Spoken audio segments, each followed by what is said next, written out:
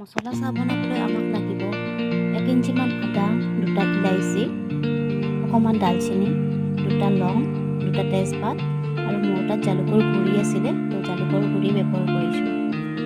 তো আহক আমি ভিডিঅ'টো আৰম্ভ কৰোঁ। আদাখিনি থেতালি ল'লোঁ, লগতে দালচেনি ইলাইচি পাউডাৰ বনালোঁ। দালচেনি ইলাইচি লং আৰু তেজপাতৰ পাউডাৰ বনাই লৈছোঁ, আৰু ইয়াত আছে জালুকৰ গুড়ি অকণমান।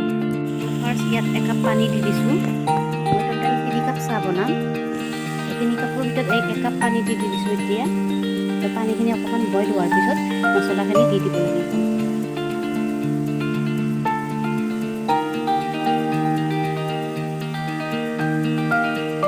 জালুক গুড়ি, আদা,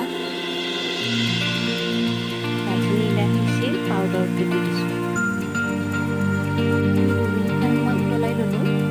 এতিয়া আমি দিব লাগিব ইয়াত গাখীৰ।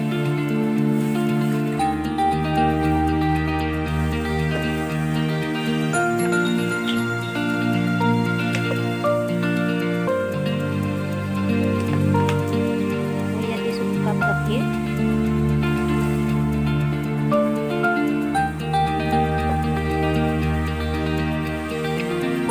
এতিয়া ইয়াত দিব লাগিব অকণমান চাহপাত।